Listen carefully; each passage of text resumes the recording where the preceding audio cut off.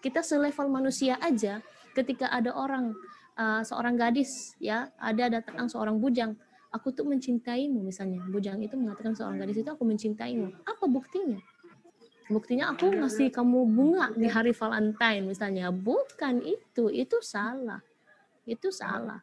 Nah, apa buktinya? Caranya yang benar. Caranya adalah melamarmu ke orang tuamu, ke ayahmu.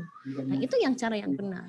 Jadi kita sebagai level manusia aja, kalaupun misalnya kita suka atau cinta, kita butuh bukti.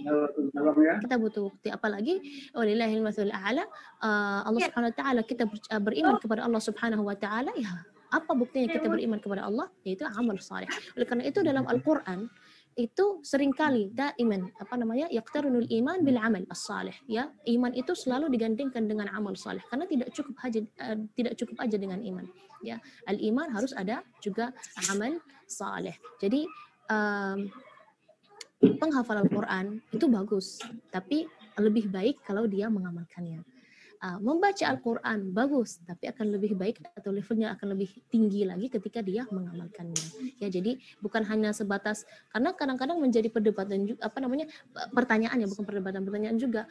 Kan dalam Al-Quran kan Allah tidak merintahkan kita untuk menghafal Quran. Ngapain kita menghafal Al-Quran? Nah, kalau kita ingin ingin memahami Al-Quran, maka langkah baiknya kita menghafalnya, bukankah seperti itu?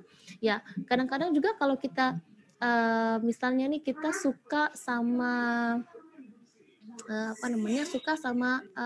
sesuatu, seorang penulis yang karyanya banyak, yang bagus semua, itu sampai kadang-kadang kita belum itu buku itu bagus sekali, aku belum bisa move on dari buku itu atau karyanya.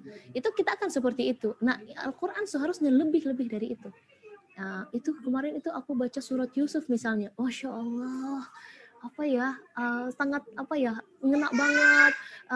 Kisahnya Nabi Yusuf itu banyak manfaatnya, banyak hikmahnya. Bahkan setiap kali membaca kisah Nabi Yusuf itu kita banyak pelajaran yang kita akan dapat. Ketika kita membaca surat Yusuf dan lebih memahami artinya, kita akan banyak lagi manfaatnya. Bahkan di setiap kali kita membaca ada faedah yang baru yang kita dapat, ada hikmah yang baru kita petik. Jadi